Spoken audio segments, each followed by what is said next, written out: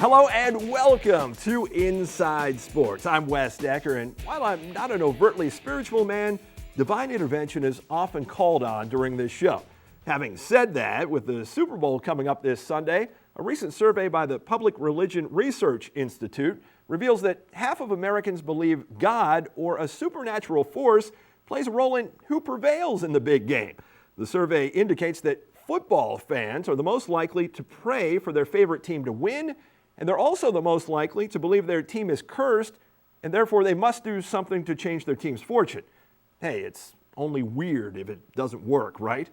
Speaking of cursed, ever since I first heard Blurred Lines, I haven't been able to stop contemplating the lyrical question in the song, what rhymes with hug me?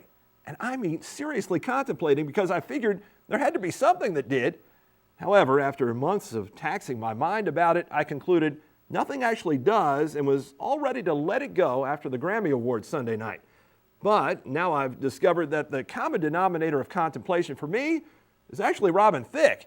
He comes out and performs with Chicago, so now I can't stop wondering, does anybody really know what time it is, and does anybody care? From that file, consider this a public service announcement to those of you who use body spray, because I wish someone would have advised me before I learned the hard way. The final spritzes of my can of Axe Apollo left me short on the level of aroma I'm used to exuding, so I grabbed the new can of Excite, and 3 sprays later, not the result I was hoping for. So the lesson I pass on to you, don't mix body spray scents. Plain and simple, the results may not be desirable.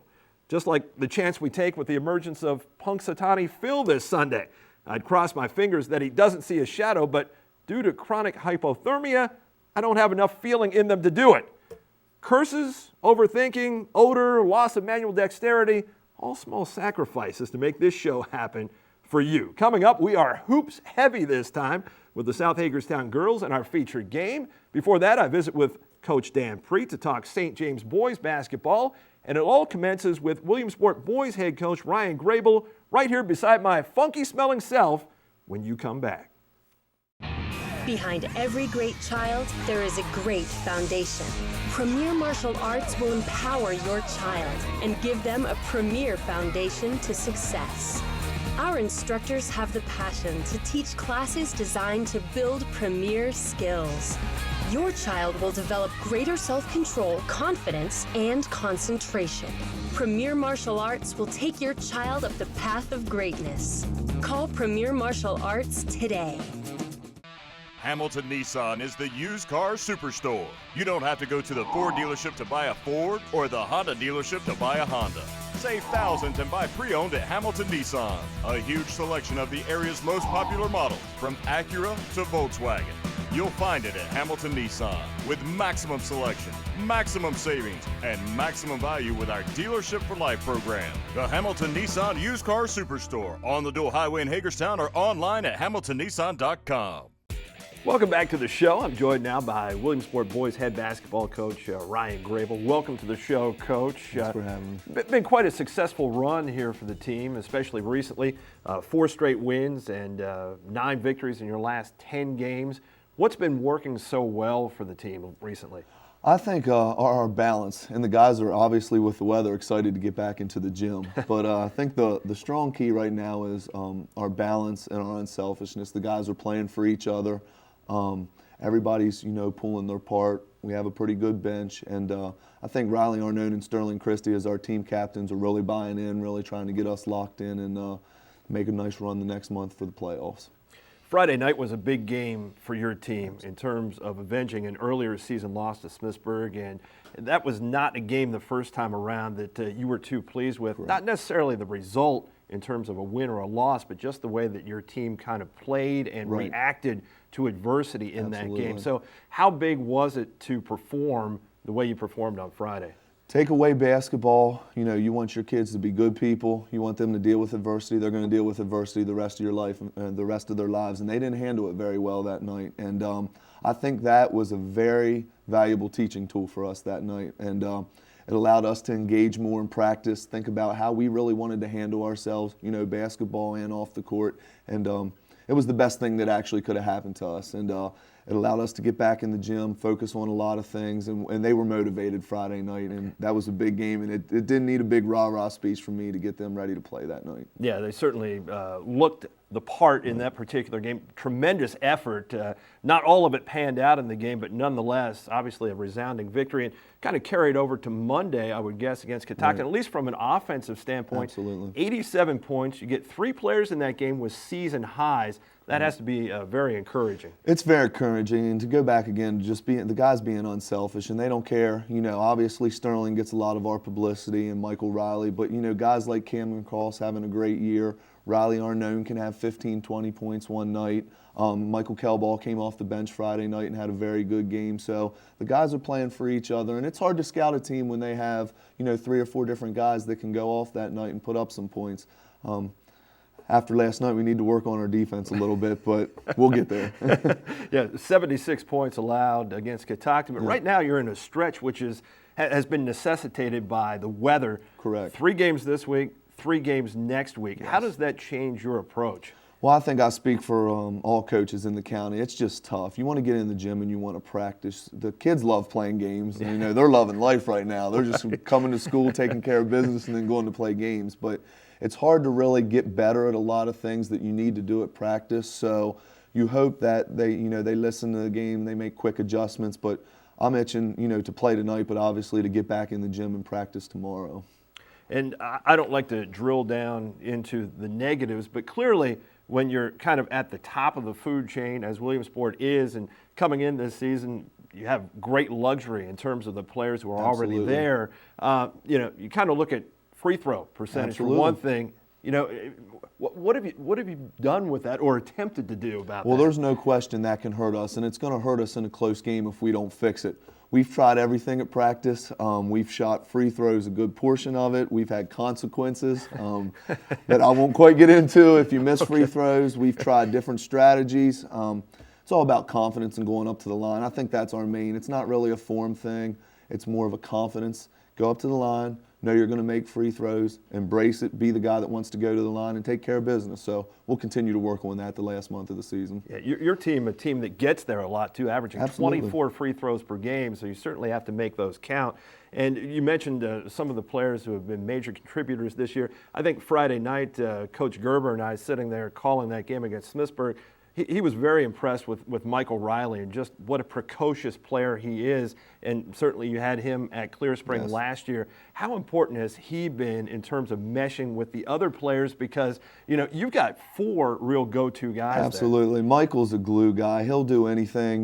He's a very good shooter. He's starting to come into his own right now at this point of the season of getting pretty consistent on his shots. But he probably has the best basketball feel on our team. He moves well without the ball. He gets in passing lanes.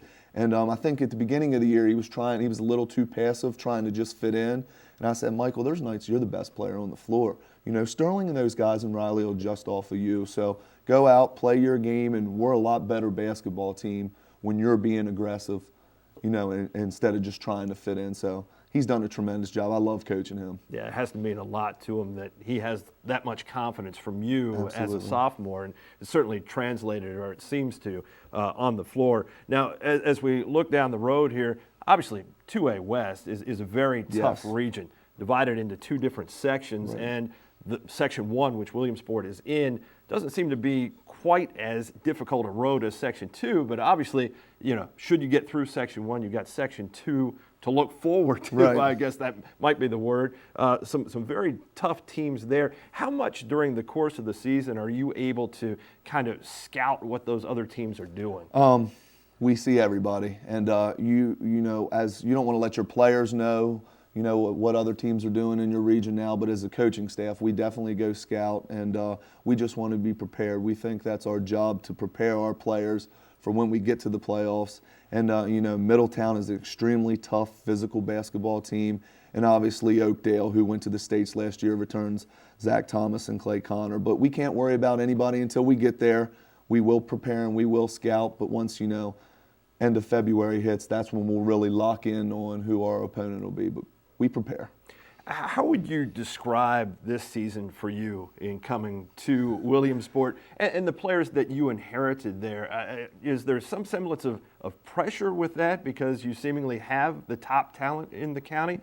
There's a little bit of pressure, but it's been tiring. It's been exhausting, and it's been fortunate that I have great kids to work with. You know, I've known Sterling and Riley Arnone since they've been 7 years old. So it's, you know, kind of a gift and a curse in a sense that you're coming back to your alma mater. You want to be very successful, and there's a little bit of pressure there. But if you do things the right way, you prepare your kids, you go out and handle your business the way you're supposed to, you sleep well at night. So I'm very proud to be home. I enjoy the kids that I'm working with, but it's definitely been a challenge. Yeah. It's definitely been a challenge. Well, it seems by the smile on your face that it's been a good one. It's been a good one and a worthwhile one. Yes, absolutely. Williamsport 11-2 right now, 6-1, tied for the top spot in the Antietam Conference. Coach, thanks for being here today, and best of luck the rest of the way. Thanks a lot, Wes. Appreciate you having me.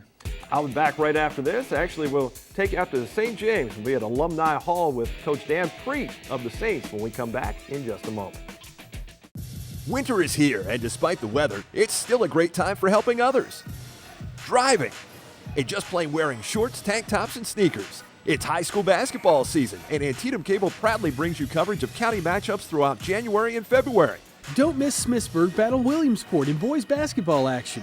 Tune in on the dates and times on the screen to WCL-TV Channel 30 for coverage. And keep up with all the winter sports all season long every Thursday through Sunday on Inside Sports. At Murray's Tire and Auto, we were here for you then, and we're here for you now. While the way we look might have changed over the years, the quality of the work you've come to count on remains the same. From preventive maintenance services to emissions repairs to major and minor mechanical work. Plus, Murray's carries Cooper and other major brands of tires and uses state-of-the-art equipment to accommodate all rim and tire sizes. And now shopping for tires has never been easier. At Murray's, your family's safety behind the wheel is important to us as our own. Enjoy old-fashioned service with all the modern conveniences at Murray's Tire and Auto. Still here for you in Williamsport. Honey, I just got the mail. We got 6 new bills today. We don't have enough money. Mommy, will we still get to live in our house? It may be time to consider bankruptcy. Call Bodie Law. Do it for yourself. Do it for your family. Injured on the job? Been denied compensation? Need money for medical bills and lost wages? Know your rights. Insurance companies have lawyers, and so should you. Protect yourself. Call Bodie Law, your Hagerstown legal team, for help at 888-823-1255. It's what we do for you that counts. Welcome back to Inside Sports. We're at Alumni Hall at St. James School now, and I'm joined by boys basketball coach Dan Preet. Coach, thanks for being on the show. Nice to be here at St. James today. And your team's been on quite a roll this season, 14 wins coming into Tuesday's action. Tell me, kind of characterize the way this season has gone for your team to this point. Well, at first it was just a getting to know period. And everybody was just working together and you know, getting acclimated to each other, and started workouts and into practices and get the season started. And you know, we really beefed up the out-of-conference schedule this year to try to get them more prepared for, you know, two tough conferences that we participate in. Yeah, and so far so good. IPSL champions already, in the MAC tied for first currently. And when you look at the record to this point, 14 wins, 3 losses. Boy, you talk about a tough schedule. Those 3 losses, one of them to the #1 team in the entire country.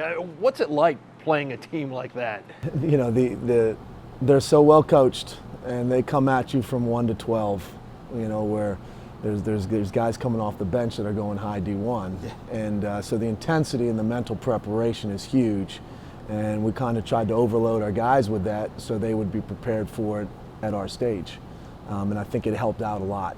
You know, it was, you know, we were able to compete, you know, and the guys did a great job on the trip when we went down to Charlotte to play Montverde, and even Arlington Country Day in the second game, who is very highly touted also, where, you know, 5 starters are all going high D1. So it was great for our guys to see and participate in. It's pretty amazing when you're talking about how good the losses are for a team. Clearly that means that you've had a pretty good team so far this season, and certainly not to look past your guys, 2 Division I players there, and that's something that's so rare for Washington County. Can you talk a little bit about that? Clearly you come from a program where you're used to having high caliber players, but here in Washington County, you know, this is kind of new territory for us. Right. Well, I mean, the two guys, that, you know, Obi and Terrence are very good athletes and very good players, and they are both still learning how to play. You know, I think their better basketball is ahead of them. You know, once they get into college, I think they're both going to be fantastic players as they learn more and their basketball IQ raises. You know, my job this year was to try to raise their basketball IQ, to compete, get them at a different competition level. So that they were prepared for the Division I level. And so far, they're really stepping up. I can see the improvement in both of them, you know, now that we're into the end of January. And I think that they're starting to understand how much preparation goes into not only the physical part, but also the mental part of the game. And they're doing a great job with it. And, you know, hopefully we can continue, you know, having very talented teams here at St. James. Well, I'm sure those programs at Temple and George Mason will be very glad to hear that, because those two guys have been outstanding so far this season. Another player I wanted to touch on was Justin Robinson, because he really seems to be the motor that gets this team going from the defensive end of things to the offensive side. Yeah, he's our glue. He's our floor general. He's starting to really pick up on the true point guard position, where he knows when it's time to go score and when it's time to keep everybody else happy.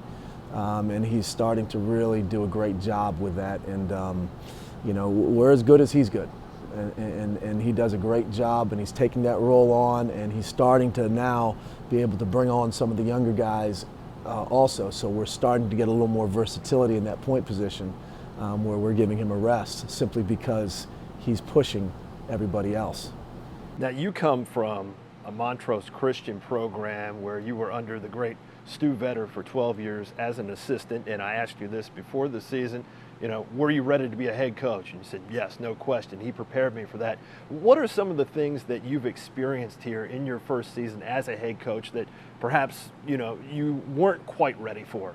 Well, I mean, Coach Vetter and I have had a long relationship, and you know, I was privileged to work for, you know, my opinion, the best coach in the country. And the difference up here right now is that it's a boarding school. You know, I have kids that are living here on campus, you know, where, you know, I have people helping me here more. You know, the academics are very rigorous at St. James. So there's a different workload on that end, which has taken me a little while to get used to, being able to mix both their basketball and their academic schedule together.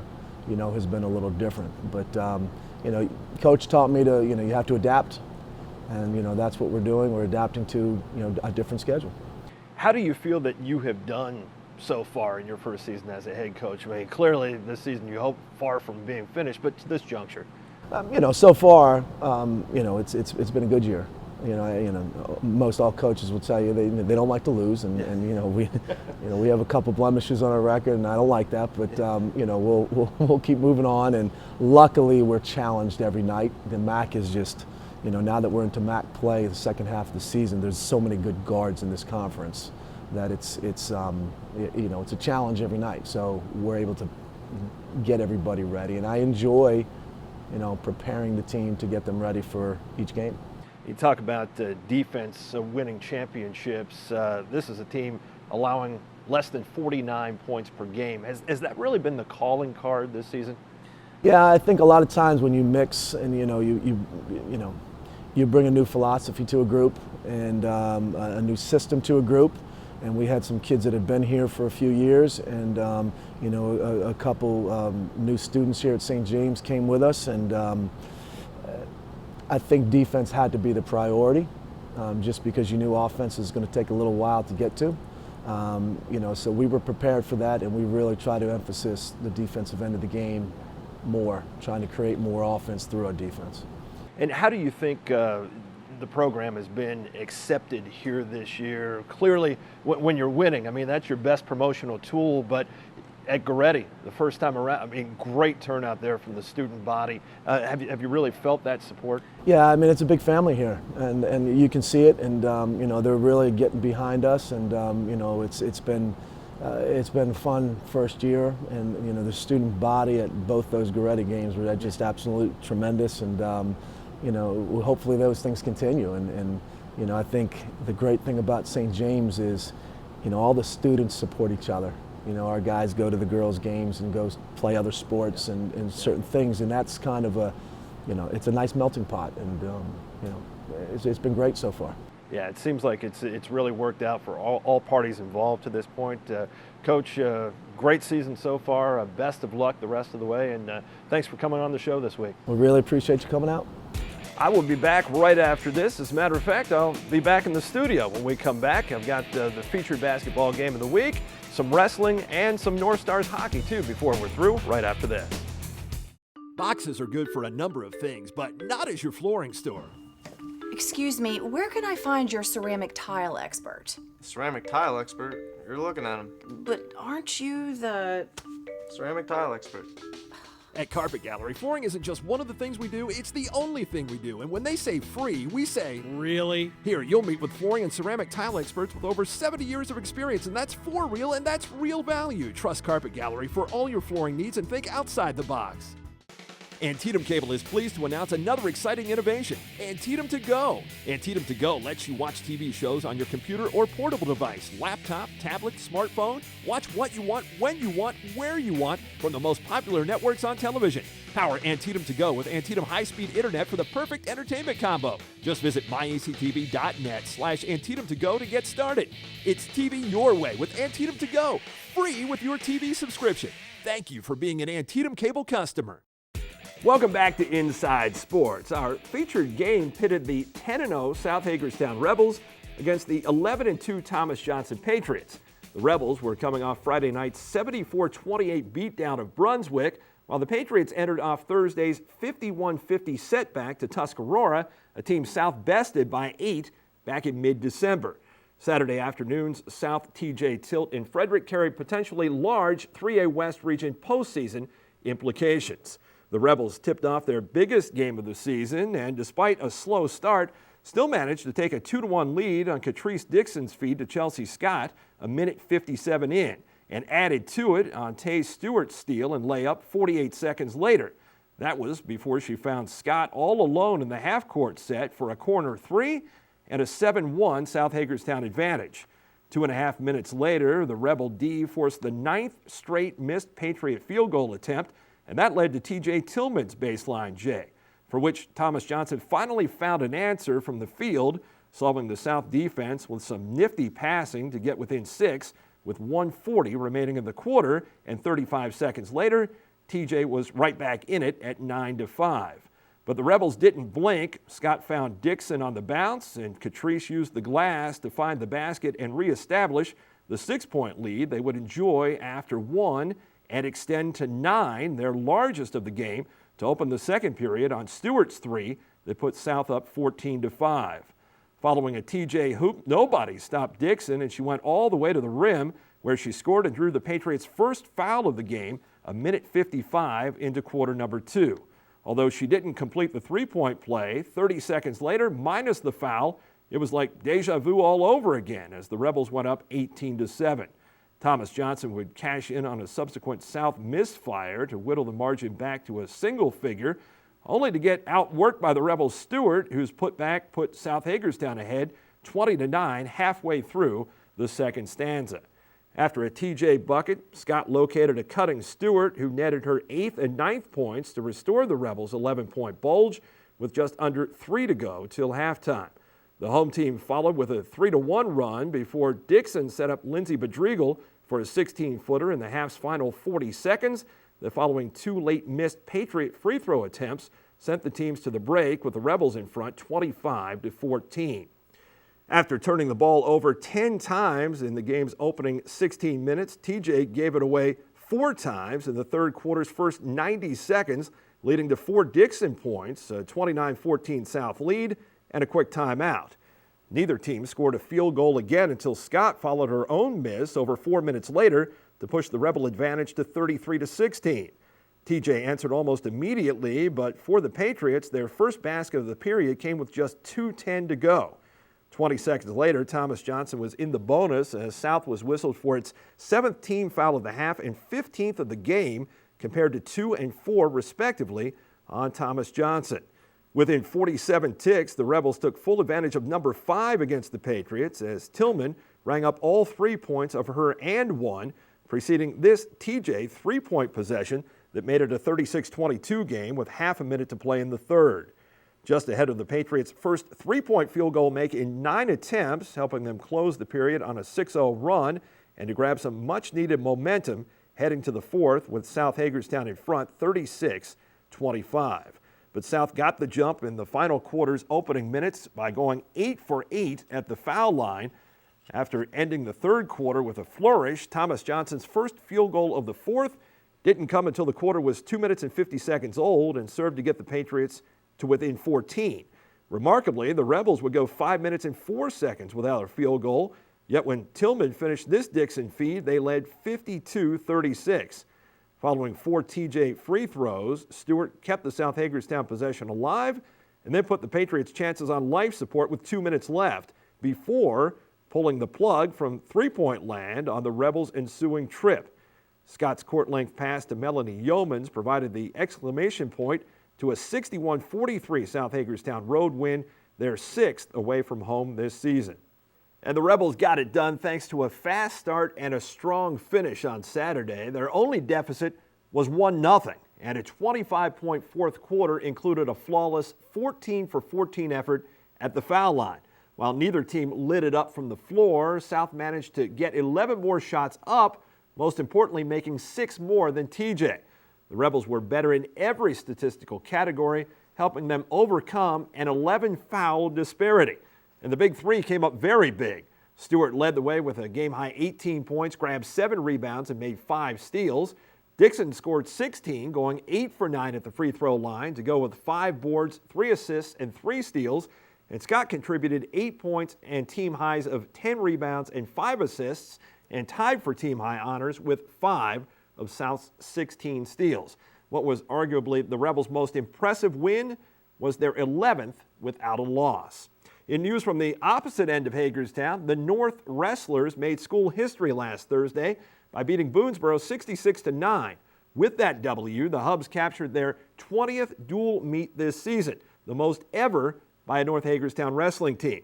But they didn't stop there. On Saturday, the Hubs added a pair of wins to their growing total, first crushing Clarksburg 83-0 and then whipping Walt Whitman 44-28. Hubs senior Gene Balsita achieved his own personal milestone, notching career victory number 100. Now 22-0 overall, North aims to run its MVAL Antietam record to a perfect 5-0 when it travels to Catoctin on Wednesday. Finally, the Washington County North Stars extended their win streak to 6 and their unbeaten streak to 8 with a convincing 8-0 shutout of Oakdale Monday night. Washington County now gears up for a winner-take-all showdown for the Monocacy Valley League title against once-beaten Carroll County at the Hagerstown Ice and Sports Complex, where the North Stars have won 24 of their last 27 games. Next Monday's meeting also provides a preview of the upcoming North Region playoff matchup between the two rivals. Coverage of the North Stars' quest for their 4th consecutive conference crown, Saturday's 1A West Region Indoor Track and Field Championships, where qualifying for the state title meet is the goal for athletes from Smithsburg, Clear Spring, and Hancock, plus plenty more coming your way next week. Until then, root for a cloudy day in Punxsutawney, PA on Sunday. I'm down with 6 more weeks of the winter sports season, but 6 more weeks of the winter temperatures we've been experiencing is downright unacceptable. Thanks for accepting me into your home this time, and I'll see you again next time on The Inside. Hey, your sisters and your brothers, your haters and your lovers, you gotta get up in the streets. Hey, don't complain, mother, they hiding under cover, you gotta get up on your feet. Now I feel it in my bones again. Yeah, feel it, but you're never gonna